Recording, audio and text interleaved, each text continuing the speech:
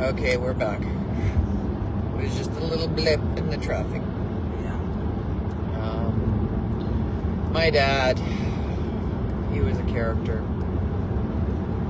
He just loved his grandchildren so much. Him and I, not so much. I would beg him, before for a long time, to start cleaning up all this stuff. And he refused to. He didn't see the problem. He didn't see that I was going to be the one that physically had to deal with everything. And I already had a bad back. And then years.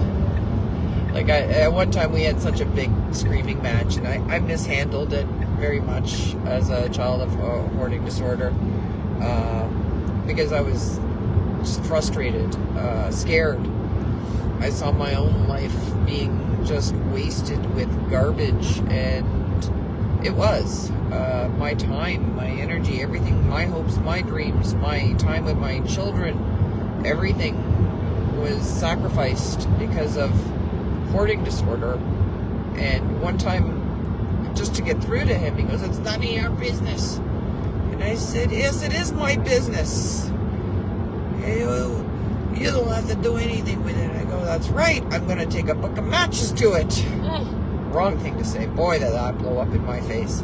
He just never got it. And most people with hoarding disorders, like I said, I totally mishandled the situation, only because I hadn't done enough research at that time. And now if I were to, advise somebody who is faced with the same challenges, I would say, if you can afford it, get a professional organizer or a company that does the clear outs. Read stuff if the person with hoarding disorder is still actively hoarding.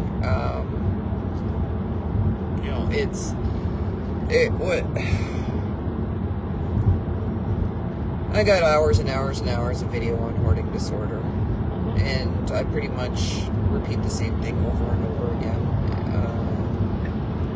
Please don't. Please be aware. I became aware after the floods in 2013 of what was going on in our own house, because when you're raised as a child of hoarders, it's not necessarily you have hoarding disorder, it's because it's a learned environment for us unless we have trauma. And I've said that also in many of my videos. 2013 was quite the year for us. July 2013, you can go back to my videos and you can see on my YouTube channel, we lost half our house. We were squished. This is after my father had already passed away. I had already started digging out from my parents' house, and then we had lost half the house to the storms in 2013, to flooding, and we had to move everything we had out in the basement into storage within hours. That's when, we really saw the impact of what accumulation of stuff was. And I have a completely different outlook on consumerism now because of the years that I am working with all this stuff and all the things that we buy that we just end up throwing in closets and never using again. A lot of what I do now is promote thrifting, reducing our impact in the environment by repurposing, reduce, reuse, recycle, upcycle, making do with what we already have available to us, shopping marketplace, shopping eBay, shopping thrift stores, buying good quality items as opposed to wasting your money on stuff you have to just keep on replacing because it keeps breaking.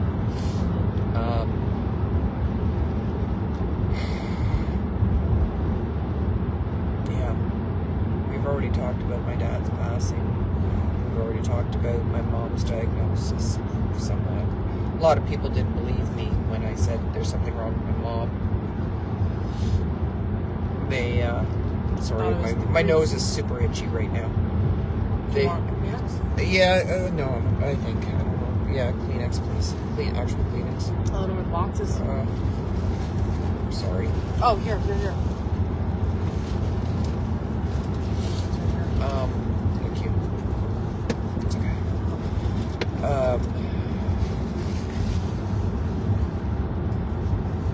As if things weren't bad enough for us. Oh, let's do the. No, I'm not. I don't even want to go over the hand grenades. I've talked over the hand grenades about a million times in other videos, and that was where I really saw that people, my family, weren't there for me.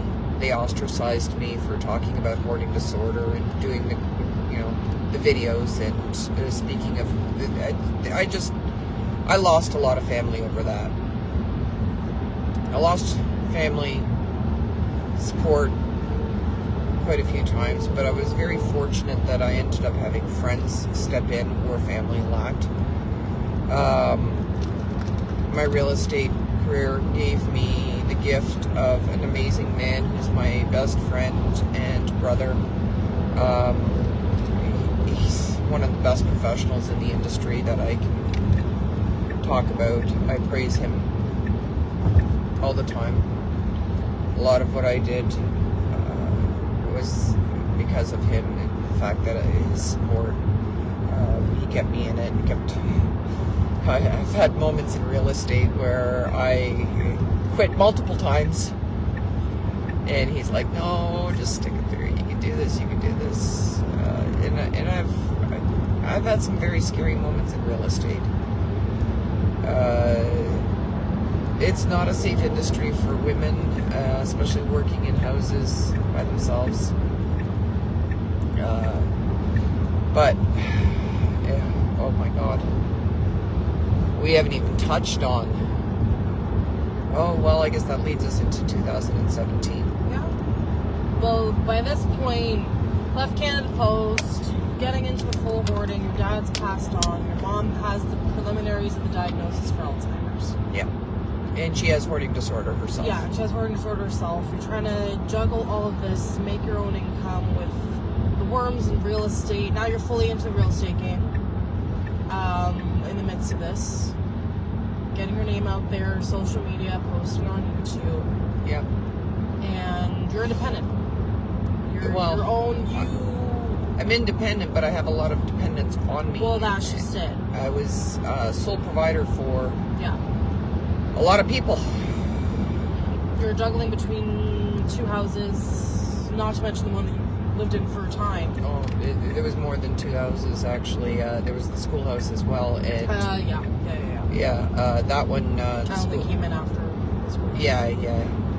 The schoolhouse and then the house in Dundas with the tenant that...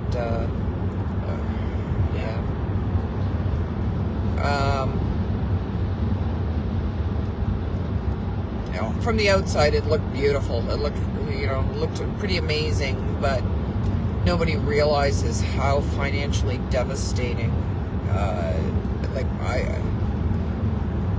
hoarding disorder is. Like, not only is the estate financially devastated, but my real estate career could have done much better if I didn't have all that I had to deal with. Physically, I was constantly injured for one reason or another. My shoulders were blown out. I had over 80 tires I picked up and moved myself. I think the count was like 90. I kept on finding freaking tires all over the property. Yeah. Lawnmowers, dehumidifiers, toilets. There was just so much. And TVs and boxes and boxes and boxes of stuff. And then X couldn't understand why I was so stressed out, because he just would never enter the property and just never understood that a dedicated amount of time constantly, consistently had to be working on that place, because there was just, the house was covered, almost every square inch. There was only one space in the entire property, 12 square inches, that didn't have anything in it. It was a void. It was like my dad missed that one spot. And it was actually quite comical and ridiculous. And Okay, so I gotta backtrack a lot because I gotta remember to include Christine in the people that were. When did you bring on Christina? Christine came in after. Give her preface. She's a professional organizer. She was a professional organizer. She's no longer in the business, unfortunately, because she is so fabulous of a person to have on your side. So but when it was did you hire her on? after the floods. 2013? So 2013 was the floods. I believe after we came back, we did try to put the whole family under one roof. We rented a house. I was going to rent my own house out, and everybody agreed to it. Everybody was on board with it.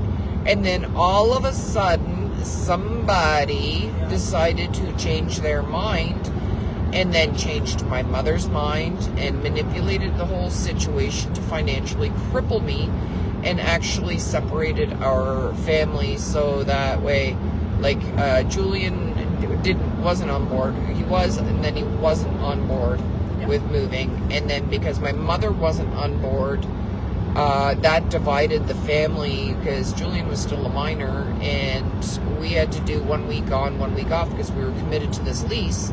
And what I really wanted to do was move out of Mississauga, get a break from my own house after the floods. And we lived in Caledon in this beautiful house we rented, and we had to, because he was going to take all of our money, and it turned out to be a really beautiful piece of shit house with a shittier landlord. And so I do have the perspective of being a tenant and knowing what landlords are like out there. This house had 3 floods. After I had dealt with my own house and all the renovations and all the crazy shit that we went through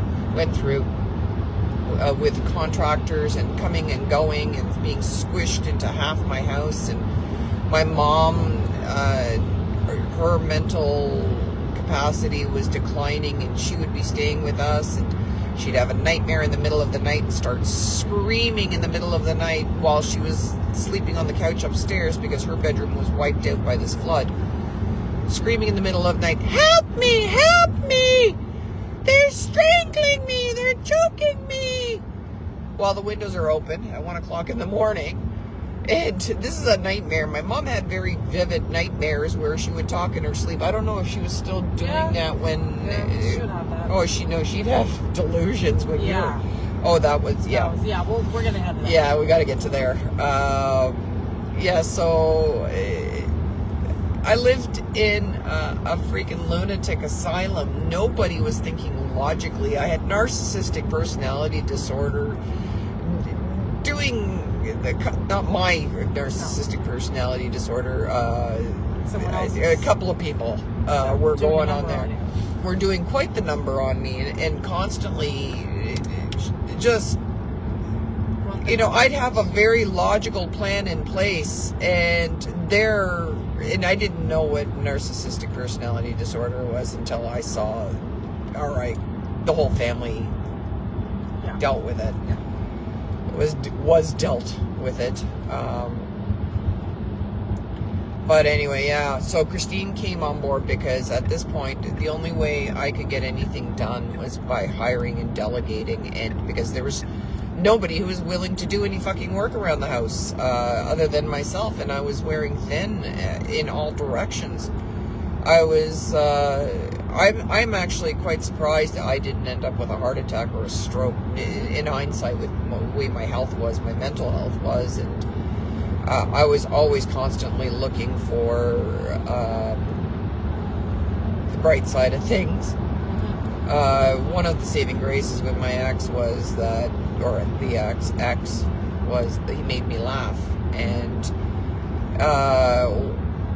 there came a point where it just stopped, and it just wasn't possible anymore. I'm going to leave Julian's situation out of this. There was a traumatic event in 2016, late 2016, early 2017, that Julian was involved with. Pardon? That made you want to get the kids out of that area. No. That's later. But the incident that happened early or late in 2016 2017 that actually was the start of the beginning of the end. And that would involve Julian and a legal matter that he had been involved with. He was going to a school that never had a good reputation, and I told him in the first semester if he stepped one toe out of line, I was going to yank him out of there. And then when this happened, the situation happened, I wanted him to quit school. He did have a wake-up call. It did make him realize what was happening, and it did put... the funniest thing is I had to... We'll get to it. Yeah. January 10th My birthday. of 2017. Now, 2017 just did not start off on a good foot Then at all. after New Year's. No, not aside from your birthday. We No, hadn't I know. even No, met no, you no, yet no. at that I know, point. I know. But I woke up that morning, as I did every morning, and went outside, had a cigarette, started scrolling through Facebook, and that's when I came across this is where it really... Things took a turn. Things took a big turn. And this is when the abuse and the selfishness really became apparent, because I found out that morning as I was scrolling through Facebook, I read an article. This is when Toronto Star was still able to post, and I read the article. I was incensed as a Canadian citizen reading that our criminal justice system was releasing Canada's worst serial rapist. Now, as a Canadian citizen, that was... It was hard to read. They were releasing him, and they weren't quite sure if they were going to deport him or not. They didn't know what they were going to do with him after they released him. Where is he native to? Malaysia. And so I'm scrolling through, and it's funny how things happen. I'm scrolling through this article, and I'm reading it all, and then all of a sudden, and anybody can research this and verify this. I'm reading through this article, and I'm reading about the 14-year-old. His victims, he had 700 to 1,000 rape victims, they guesstimated. He had done 24 or 26 years, can't remember exactly what it was. And apparently that was really great for rape. But he had a 14-year-old victim, and the problem was that I was 14 years old when I met this man, and I was raped by him. I was lured and raped by him. And I started identifying with this article. And I already had a colorful history of interesting characters in my life, not intentionally or anything like that. One guy I dated had turned into a serial murderer. You can look him up. I'm not going to mention names right now. I don't want to. But yeah, somebody I had worked with and dated, and everybody loved at the Valhalla Inn, turned into a serial killer. I had already been a victim of abduction and rape, and that one was what really blanked out this situation that I was reading about in the Toronto Star. I actually had 30 years of amnesia, repressed memories, or whatever you want to call it, with regards to this guy. And I'm reading along, and I identified with this 14-year-old who they mentioned in the article. And in that moment, all the memories started flooding back, because they mentioned the alias the rapist had used, and I knew exactly who they were talking about, because only a few minutes prior I had gone through a telephone book, and I had this guy's name and telephone. I still have this little phone book, his name and phone number and everything, and all the memories started coming rushing back. And when you have trauma rush back into your head like that, it's like an absolute fucking lightning storm going in your head. I can't explain it any other way, but flashbacks were just hammering away. At first it was a trickle, it was just like boom, boom, boom, memories. Yeah. And I threw my phone with the article open at X, and I told him to read it, and I said, you want to know about my past? I go, here it is. And he reads the article, and he right away says, don't think about it. Don't think about it. Forget it. Don't let it get to you. And I'm like, too late. Too late. It's already started. I could feel it. He was invalidating my experience in that moment, and it didn't matter to him. And within hours, I went into a complete mental collapse with all of the memories flooding back to me. All of them. Every detail. And in that moment, because I knew they were releasing him, I had tried my best I had to remember, because I felt it, because I never came forward back then. I felt, because he was a pedophile, I needed to keep him behind bars. And I needed to report him to the police, and I needed to stop this release. And I did get in contact with the authorities. I did get in contact with the reporter of that story.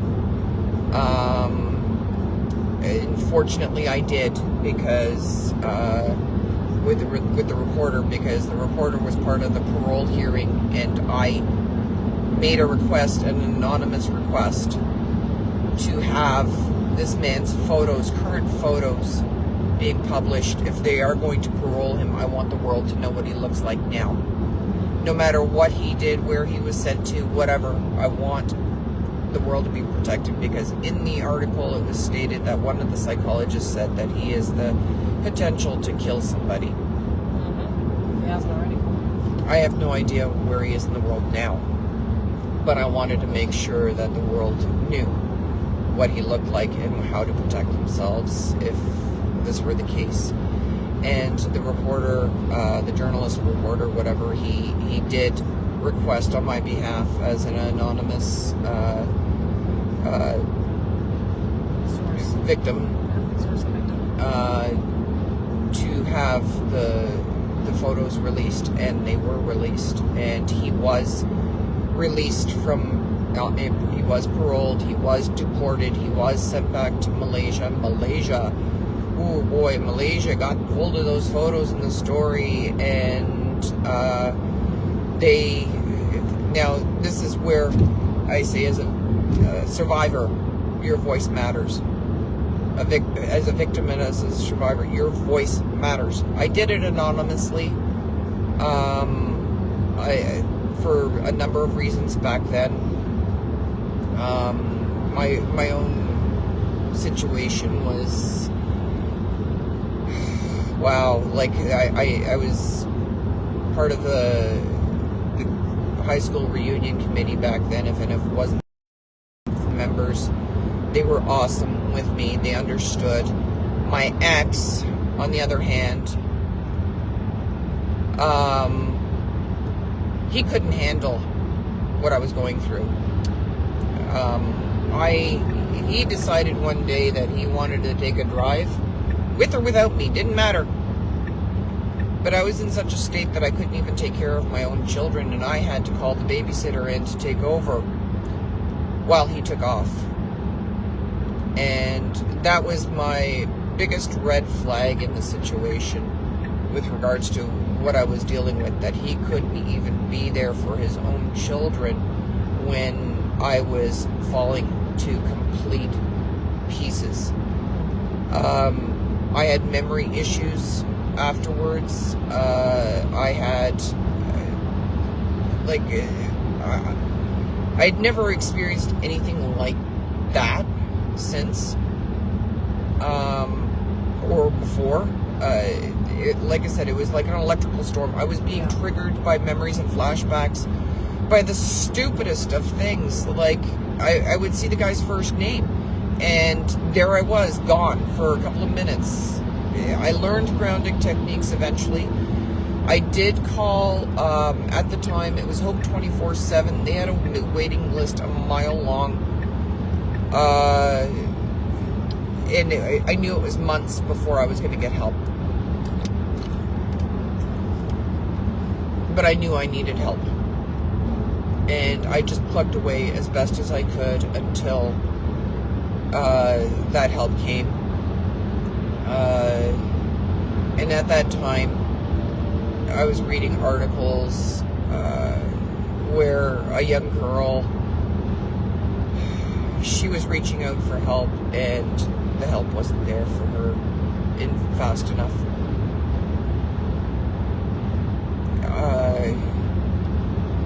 I'm really hoping that situation with mental health help, especially after trauma, it changes. So now in the midst of all this, you're also still working on the elephant, still working on real estate, still working on keeping the house together, still working on my real estate. What else? Worms. I actually was teaching classes to children. One of the last things I did before the really big event in 2017. Well, you also have to interject there that you were planning on leaving you were planning on exiting. No, not yet. Eventually, yes. At a point, okay, so I was working, I was very much, like, red flags were coming up. I was getting exhausted. I saw how, like, all of his world was fishing. Smoking dope and fishing. Not much else. And my world was trying to hold everything together and keep it together, and doing the best wherever I can, advancing my career, getting through the reunion. The reunion really did a lot. Like, it took a lot out of me.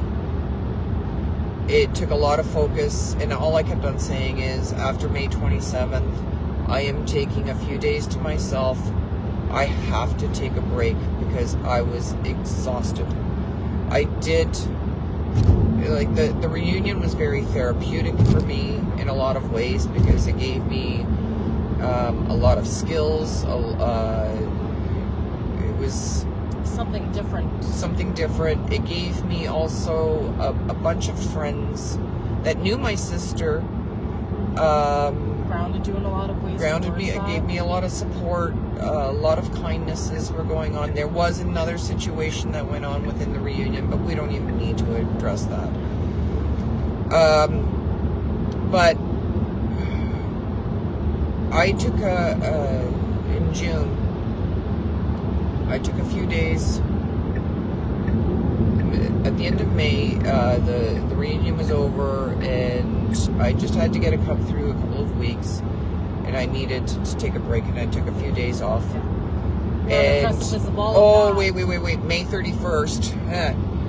May 31st, I'm working in the backyard, and there's my mom and ex and the kids and everybody sitting in the backyard gathering around, and I'm working like a freaking dog on the backyard, making everything. And I look over, as I had for the last 15 years, to see the same scene over again, where I'm working like an idiot, physically just burnt right out. And that's when I realized this scene's not going to change. It's never going to change unless I make that change. It was an epiphany. And that's when I decided I needed to get out of the situation, but I didn't know how. You needed to game plan and have those few days away in order to do so. Yeah. And I needed the rest.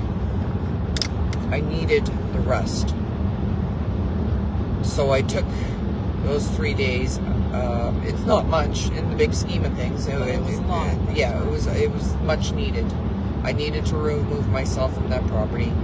I needed to remove myself from my family situation before I had a complete and utter collapse, and it was killing me. And one of the things that I noticed, whenever X went away, I would have all this abundant energy, and whenever he walked in the door again, I'd all of a sudden feel like I was dying. It was such an uncanny feeling. Like, it was just so, all, like, within minutes, I would be dragged out, completely dragged out. This thing loves to lane change. Yeah, I don't like the lane changes either. Sorry. So, here we are. A few days away. I had the fence. The fence was a big moment. That was the moment. Like, we fought. I needed a fence because we had chickens and we had a dog, and I had just sold a property, and I had commission coming in, and I had just set aside enough money for this fence to be built. We didn't have a fence that divided our driveway, and he insisted we hire his nephew. And I've already had enough experience with contractors to know at this point how it goes down. And I'm like, no. And he insisted, and he fought with me. And the quotes came in from his nephew. He didn't let me get any more quotes. I wanted to shop around. And there wasn't enough detail in these quotes, so I kept on sounding like I was becoming nitpicky to him. Like, I'm just asking too much. And I'm like, no, I'm not. This is what I want. I want it specific. I want it built a certain way because I know this is how a good, solid fence was built. By the way, he was responsible for why we didn't have a fence because he wouldn't listen to me. My dad had built me a fence for that property. On his 72nd birthday, he's building me this beautiful fence. And X decided that he was going to tie off a basketball net that we had no use for, and tie it off to the fence. And a big windstorm came along that I told him to not tie this basketball net to the fence. Big windstorm came, and he didn't listen to me, and the whole fence was knocked down. It was like whenever I said black, he would say white. Whenever I said, please don't do this, he would do it.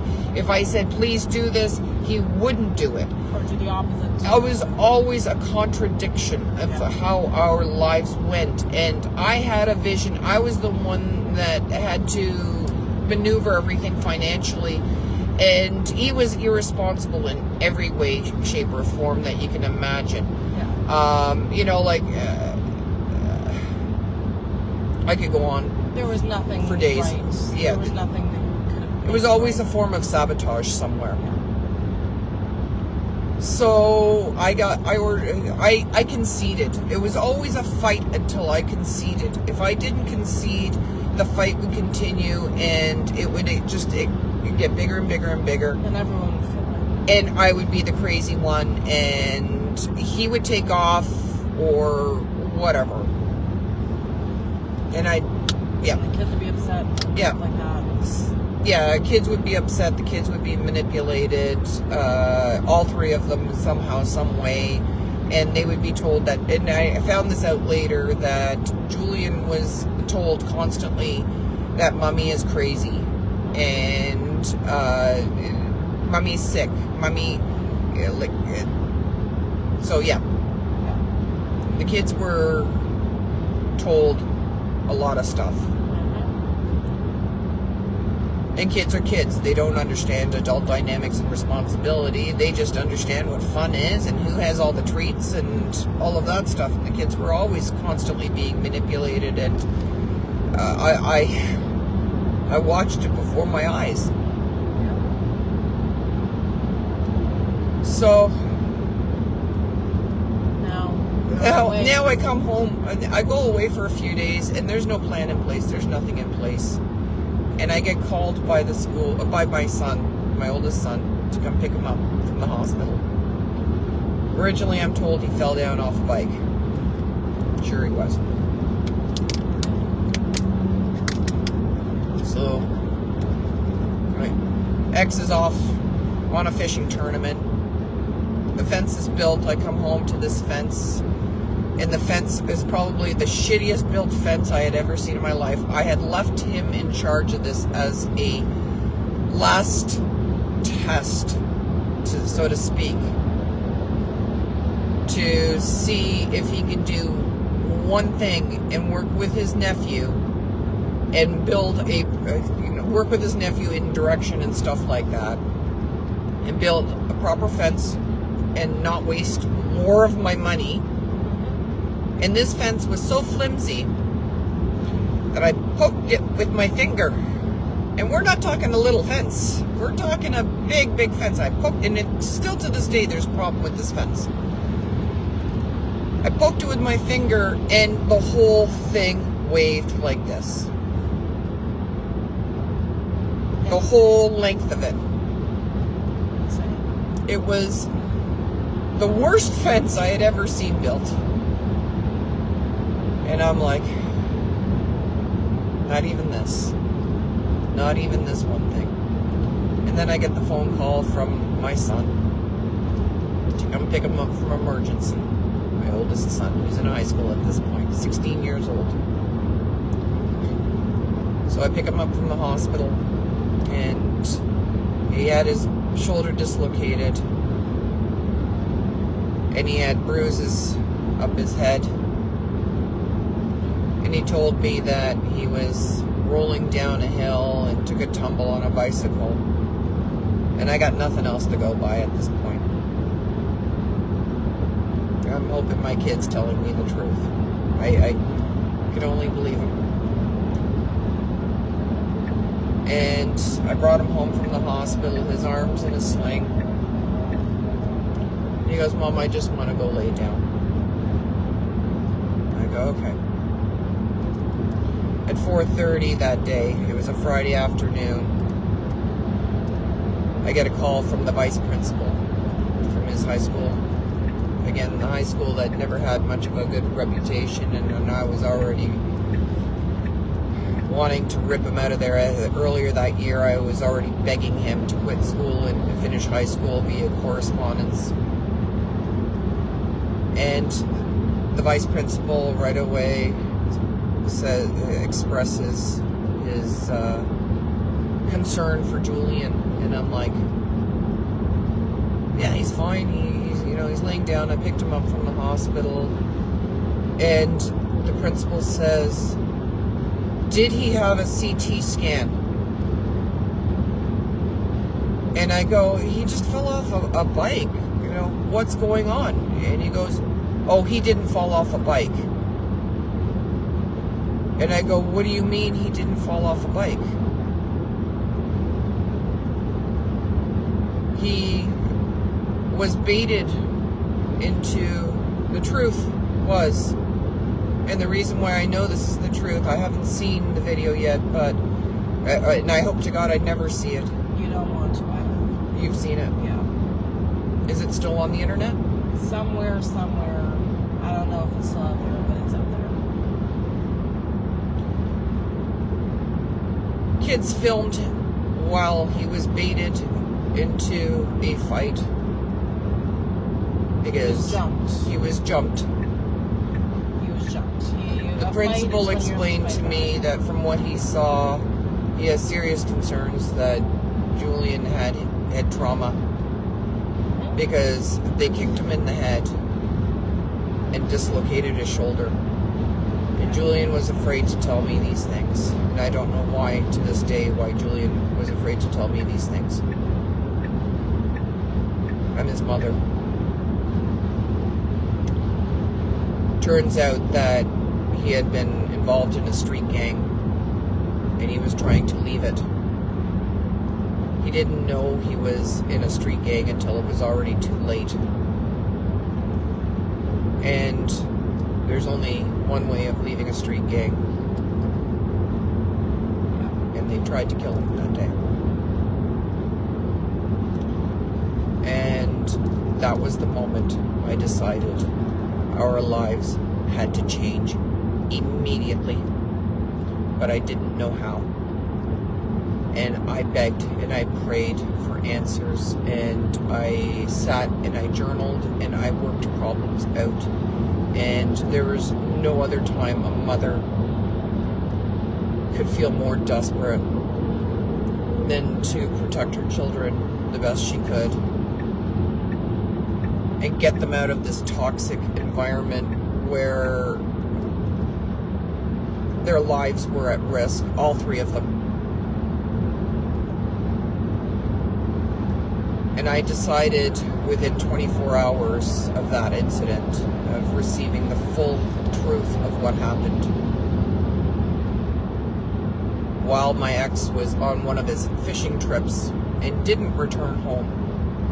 He returned home a few days later on Father's Day, but by this time I was in such a panic I didn't even realize it was Father's Day anymore. I was so upset and angry and felt so abandoned by the person that was supposed to be a parent or parenting with me and making responsible decisions with me that I didn't even think when I said to him, I can't do this anymore on Father's Day. And that I am taking the children and we're moving locations out of the catchment area so that I can protect them better in a better neighborhood and hide my son away from this toxic situation and give the children a better environment. I was planning, in my biggest mistake, and this is what I'm going to say to anyone who is in a domestic violence situation, a domestic abuse and violence situation, don't share your plan. Keep it a secret. Keep it a secret from your children if you have to. Confide. Go to a shelter and consult with them, even if it's not a plan to go to a shelter. Do not tell your plan to the abuser. My plan was to be two adults being the best role models in an amicable agreement, full open access, no child support, and he could stay in the house and not have to pay rent. I will swear to this. This was how I said it. This is what I wanted. I wanted to have a healthy, happy environment, even if it was two separate households. I would rather have two separate households that were safe and happy and healthy for my children than one very miserable, toxic, unsafe, irresponsible, where I could not be the best parent for my children because I was just overloaded in every way possible. You cannot enter a new stage of your life staying in the one that you were in. I told him my plan.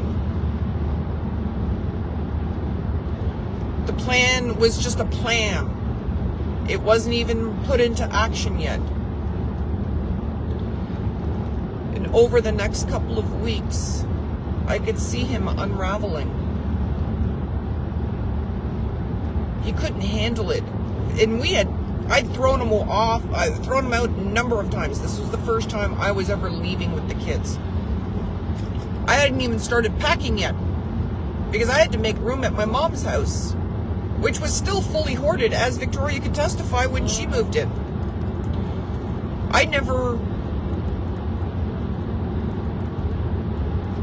We were just rolling in. And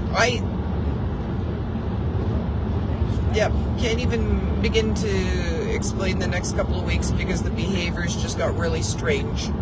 He started acting like he was the victim, that he was the one that was hurt, that I had to, like, all the things that I needed from a legitimate, horrible time. Like, those 6 months were horrible. I was going through a breakdown of unbelievable proportions, something I had never experienced, with no counseling, nothing going on. And he was acting like he was the victim here. He was the one that needed the break. He was the one that was being hurt by all of this. It wasn't our children. It wasn't me. It wasn't anything like that.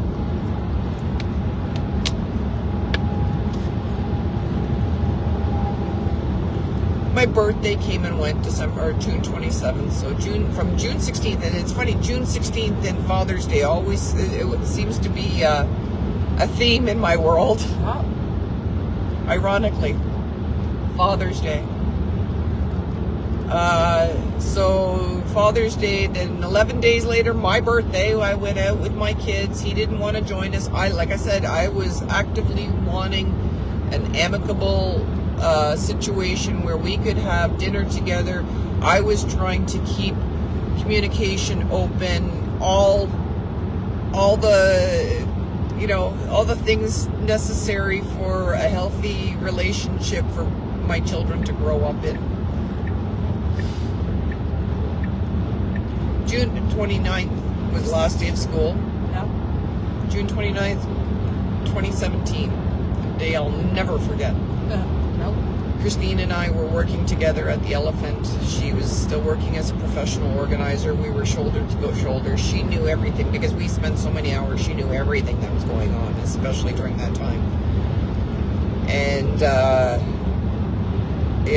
we worked together until about 4:30. I had a babysitter pick up the kids. Normally, I would pick up the kids from school on the first and last day of school. I'd take them to school and bring them back. That was part of our tradition.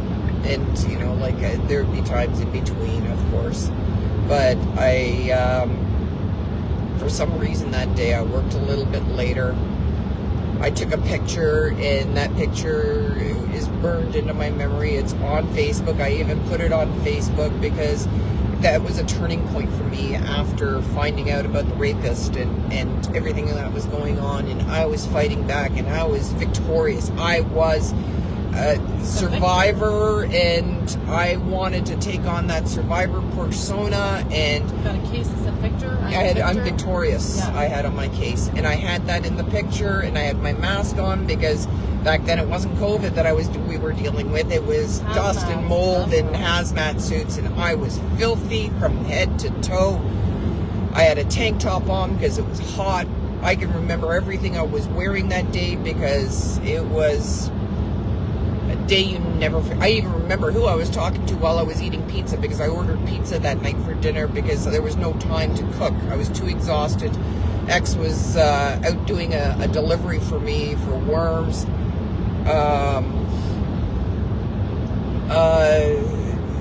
He came back, and I remember him being disheveled, and I was in pain. I was in a lot of physical pain.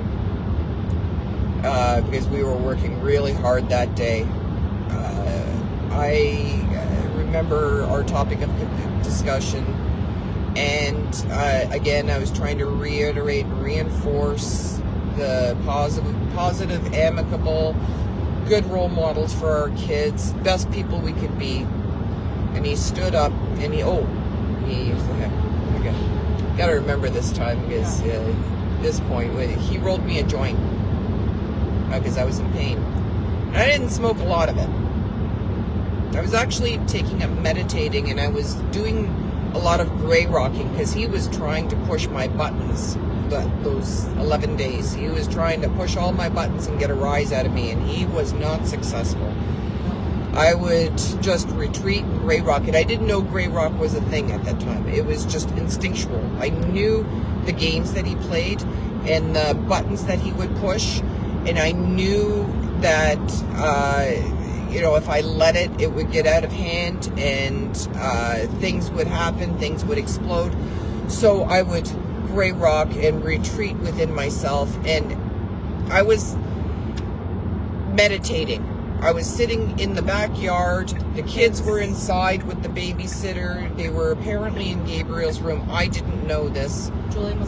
Julian wasn't home. He was at his friend's house. Victoria remembers because she's been told the story so many times. Now, I don't want to get into great details because I do not want this to be an instruction manual for anyone No. on how this is done. But I was meditating, and he came up to me and stood before me and made me look at him straight in the eye. I am not going to give you all the details, because I've sworn that I would never give this instruction manual publicly. I don't want this shareable information. But he looked me straight in the eyes, and he stabbed himself as he said to me, every time you talk to me like this, I feel like you're doing this, and this to me. Stabbing himself every time. And he stabbed himself every time. And he fell down. And that's when I screamed and called 911. I screamed for help. There was nobody around the fence. That fucking fence kept people from seeing anything. There was no witnesses. 0 witnesses. If that fence had not been built, the neighbors could have seen everything that happened.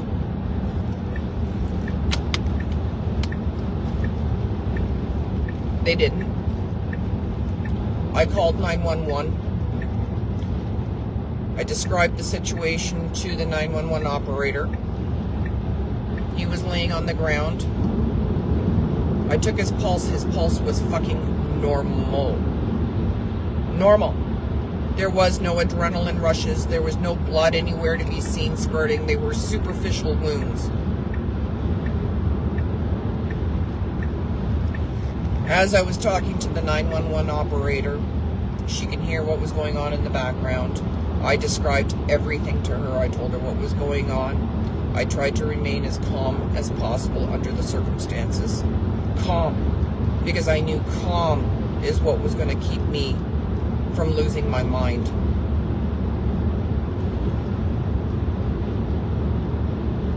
And, of course, 911 calls are always recorded.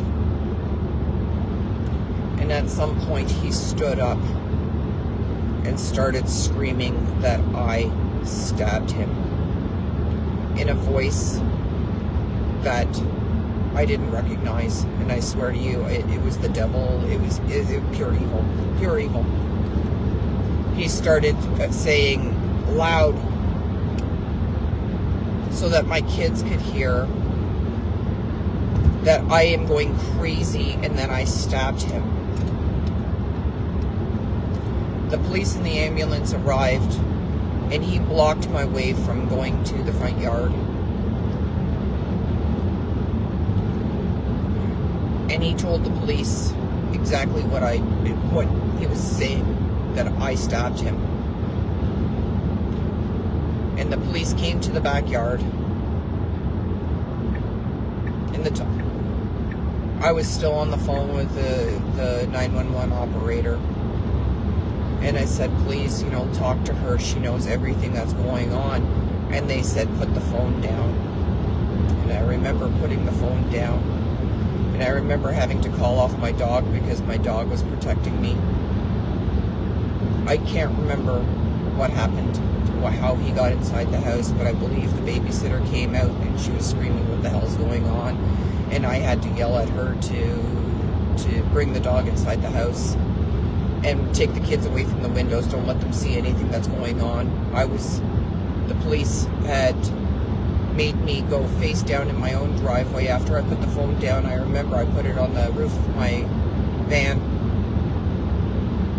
face down.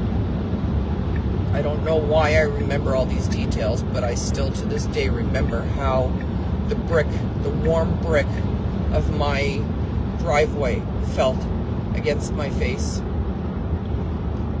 as they were handcuffing my hands behind my back.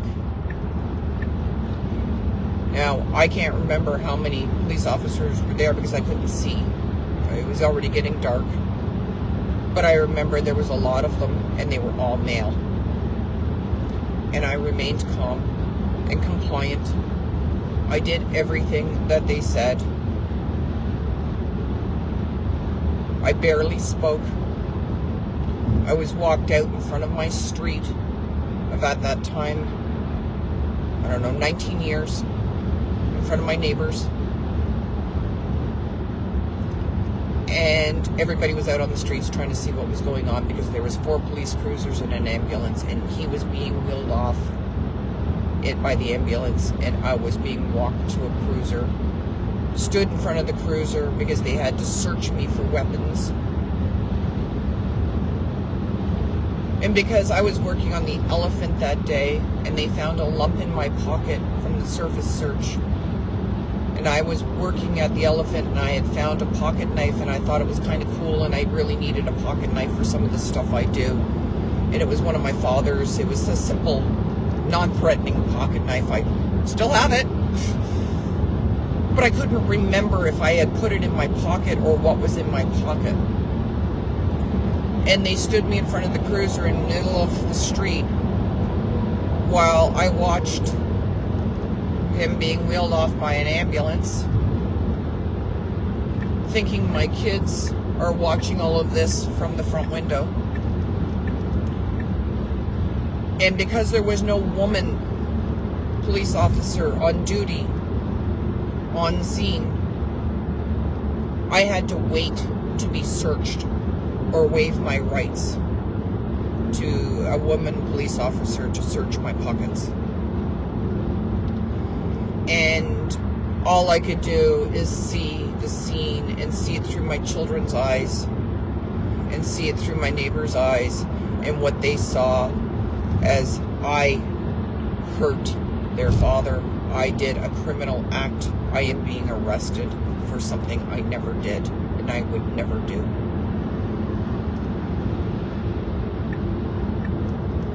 He framed me. And because he framed me, I was humiliated and shamed in front of my street. All I could think of is, what did he do to our family? What did he do to our children? The damage, the psychological damage, the emotional damage. I waived my rights so I didn't have to stand in front of the street any longer and look like a guilty person as opposed to the victim that I was.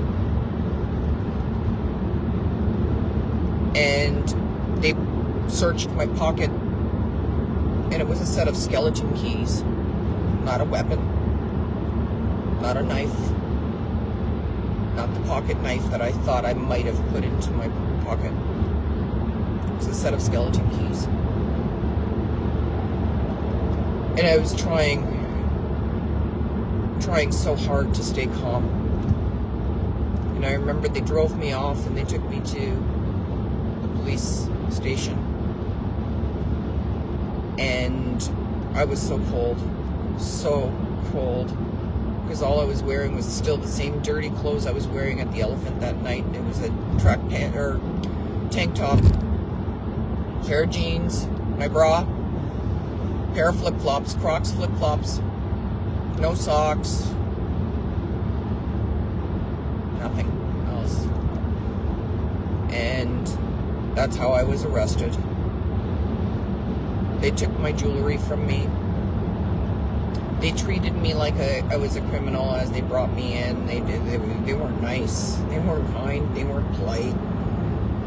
They didn't understand that the jewelry I was wearing was given to me by my dead sister, my dead father. When I was taking it off, they were like, just take it off. What are you doing? And they gave me my one phone call. They put me into a room. And I gave them the name of a lawyer that we had interactions with earlier that year because of Julian. I wouldn't have known to call a criminal lawyer unless it was for the fact, like I said, what Julian went through. And they put me in this room with the phone, and I'm talking, I'm scared, I tell them everything. And then all of a sudden the phone disconnects. I didn't get an entire phone call at first. And the cop walks in and says, "Are you done?" And I'm like, "I got disconnected. I wasn't finished." Now by this time it was about 10, 11 o'clock at night. I don't know. Time at that point was, I didn't have a watch. Apparently it was like 9:20 at night when the police came, but by the time I had that phone call, it was probably closer to 10:30, 11, I don't know. And then they locked me up in a cell. And that's when I got so cold. Because I would meditate. I was laying on the concrete bed with the concrete tiled bed and the stainless steel toilet and the stainless steel sink and no privacy, no toilet paper, no freaking nothing except a camera staring at me for something I never did.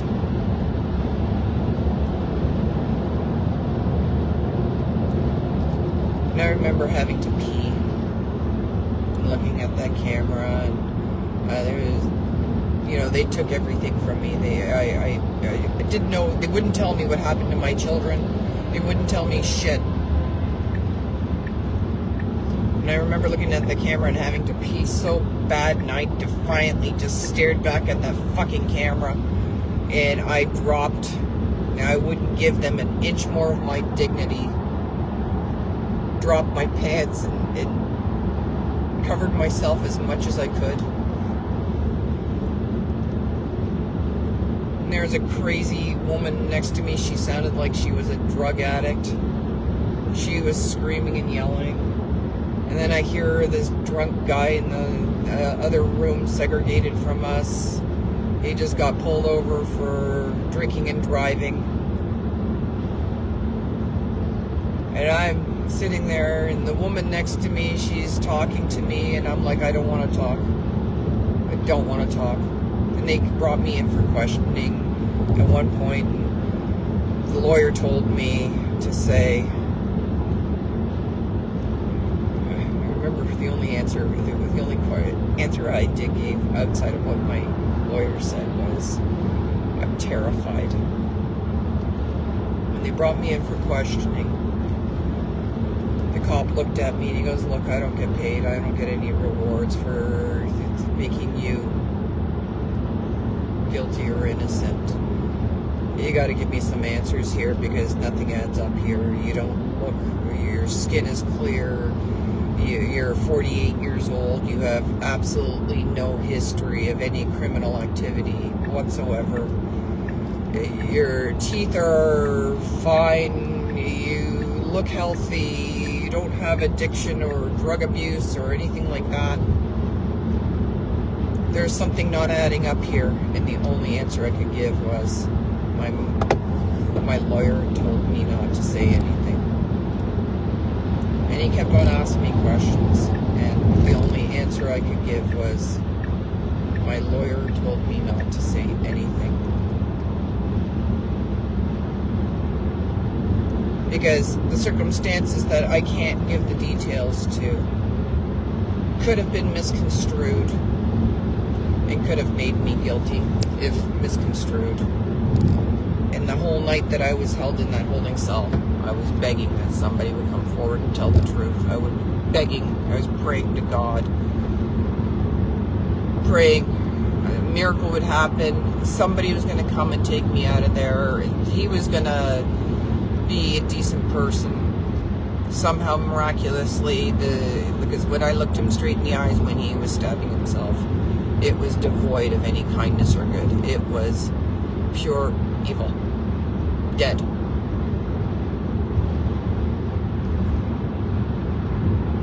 I made it through the night, barely. I used all the skills I had in my toolbox. Prayer, meditation. I remember reading a book a long time ago. It was a Sidney Sheldon book, and the character in the book, she did Tai Chi to make it through solitary confinement. And I was so fucking cold. And all I could do was just move around and exercise and stretch and do whatever I could. I was so thirsty. There was, I remember they passed me warm milk and a bagel, and I'm gluten-free, but I didn't care. I needed the calories. I was eating that bagel no matter what. And then they put me into the paddy wagon. Oh my God, there's so much more to this story. Yeah. They put me into the paddy wagon and took me to the courthouse. And it was hours before I was put before the judge, and I stood before her, and I looked into the gallery, and there was my son Julian and my friends. Somehow miraculously he was able to, because he had my phone, he had access to my phone, and he was able to Julian had access to your phone. yeah, I had to give him access through my lawyer. He got my lawyer contacted Julian, and Julian. You had to figure it out.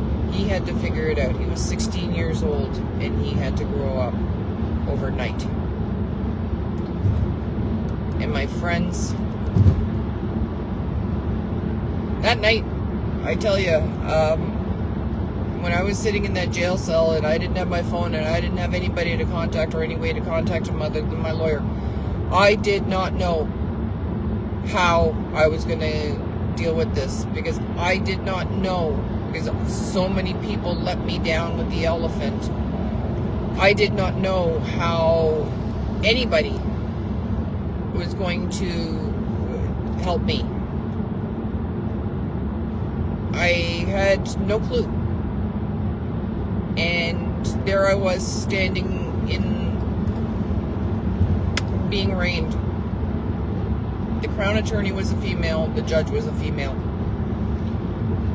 And I was being arraigned and held with bail conditions so strong against me that I couldn't return to my own property, the house that I had been paying for and supporting. I couldn't call, I couldn't step forward, I couldn't make any kind of contact, not even third-party contact with my children. And I still didn't know what had happened to them. And all I knew was Julian was there, and another friend who I'm going to keep anonymous, who took me in, because at that point I was homeless. I had nothing. I had the clothes on my back. Julian was somehow able to get my phone and my purse. And he was homeless. He had to find another place to live with another family member. Yep, he found another place to live with another family member. And that was a shit show in its own right. That angered me to no end. And still to this day, that was not family support. He was a 16-year-old boy who was made to be a man overnight and did not have family support because their fucking dating life was more important than being there for my son. Their fucking useless dating life, social life. Their plans were more important than being there for my child. Their flesh and blood.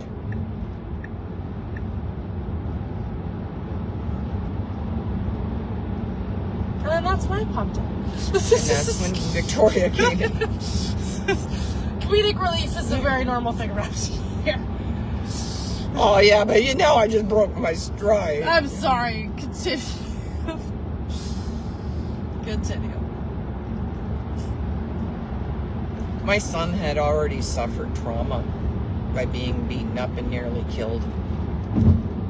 And then he suffers another trauma by his family being fucking damaged beyond belief. his mother ripped away. Lies and lies and more lies being told. My mother was lied to. She was told that entire weekend that I was sleeping in the bedroom. She didn't know. She didn't know. She didn't have a freaking clue what happened. My children, my younger two children, were 8 and 9 years old and didn't know what was going on. It was surreal, so surreal. The events of that time were so freaking surreal.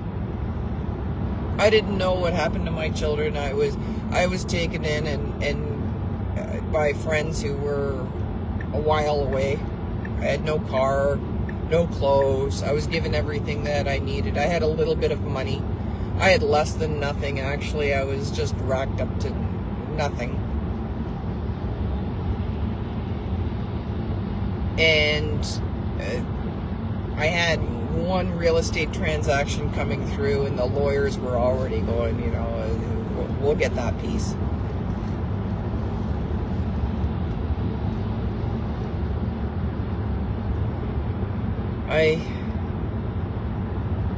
I can't understand how the mind can take so much and not completely just never come back. Like, I don't know how I climbed out of that, other than I had very good support system who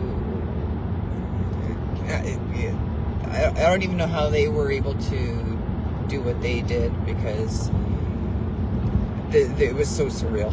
So surreal. Everybody really pulled together. Well, the first thing when I told them what was happening, and nobody believed that I would do that. Well, there was some people that doubted, of course. Those who were truly on your side. Those that were truly on my side and knew me, knew I could never do something like that.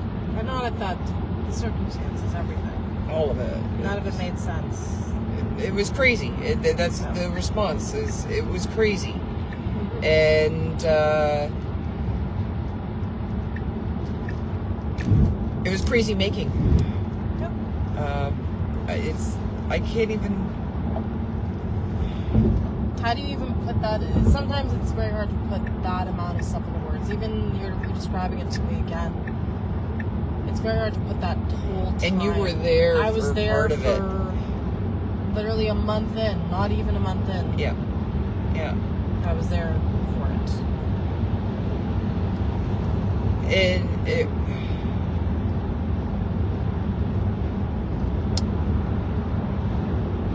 him and the family took the time. His family took the time and made all the moves to brainwash my kids against me. Two youngest. The two younger two. Yeah. The oldest one knew. Julian knew the truth, because he couldn't stand the bullshit anymore. He saw the bullshit. He heard the bullshit so many times. He knew it was bullshit with what happened. Yeah. But the younger two didn't know, and they were surrounded by a bunch of adults that were telling them, people that they trusted, that were telling them that mommy did something really bad, and now mommy's not here, living here anymore, or whatever the story was that they were told, and what they thought they heard from the house. And yeah, they were afraid of me for a while. My daughter wouldn't talk to me for the longest time. She didn't want to believe that they were being told lies. How could, how could a parent do that to the child? How can, unless you explain it with evil, the amount of brainwashing it takes. And there was plenty. There was so much. And that's why I am so well versed in narcissistic personality disorder abuse and brainwashing techniques, because I experienced it firsthand with my own family and witnessed it. It's like, what was that? And was victim to it, not victim to it, but the damage to it. we're getting into the exciting part of the 401 here. Oh, I gosh, really look at want to all that. continue. I want to tell. Is that fire? Smells like it. I can't Looks smell like- anything. My It smells like it, like burnt tires just now. Yeah. I don't know what's. Anyway, yeah, it's getting probably a little bit too much for me to be talking about this right now. Continuing forward, we're getting into the 401. I really want to finish the story. will be I really continued. want to. Yeah, this has to be continued. This is the It cliffhanger, may not people. be. Yeah, we're going to give you a cliffhanger. We're going to continue another time. It is a good ending. I did survive. Yeah. You're still standing. But again, I want to share this story. I want to share it so that I can inspire others to know that there is hope. There is a light at the end of the tunnel when it seems too dark. You guys haven't seen the light yet. I'm hoping by sharing the story, it is in lieu of the book that I've always promised.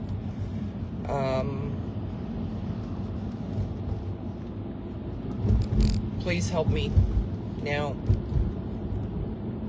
Somebody's doing the dirty on me, and my home is at risk. Our lives are being challenged. Subscribe to my YouTube channel. Shop my eBay store. Follow, like, comment. Do all the stuff you do for all the great ones out there, and please help me be that Cinderella story. This takes a lot of numbers to do. A lot of people's help and support. I had a lot of, back in the day in 2017, I had to keep it secret. I had to work that magic without reaching out to all of you and asking for help and begging for help and doing GoFundMe and all of that crap. I'm asking now, please, the stuff that we got going on, like, share, subscribe, all of it, yada, yada, yada, blah, blah, blah. I gotta let you go because we are in the GTA now, coming back from Ottawa. It's 7:14 p.m. I have been on the road for 12 hours now, almost exactly now, on 3 hours of sleep. And I'm good tonight. We're not as good as Mickey does. Oh my god, this cat just sleeps and sleeps and sleeps. I'm going to leave this as a bit of a cliffhanger now. I do want to finish the story. I do want to tell it. I want to tell it all. I want to be completely transparent and let domestic violence survivors know, people that ended up in my similar situations to me, which I've always called the gray zone, victims of domestic violence and abuse, who had criminal charges against them that they didn't commit, the innocents that were treated like the criminals, where the tables were turned and no help was available to them. I want to tell you this story. I want to finish it, and I want to tell you the successes since then. But also, I need your support right now with everything else I'm doing and the turnaround. Please help. I gotta go. I'll talk to you guys later. I love you. Be kind to each other. Just remember, karma's a bitch. Yeah. But karma also rewards. And I'm here to help. Please check out my link tree. I'll talk to you later. Bye.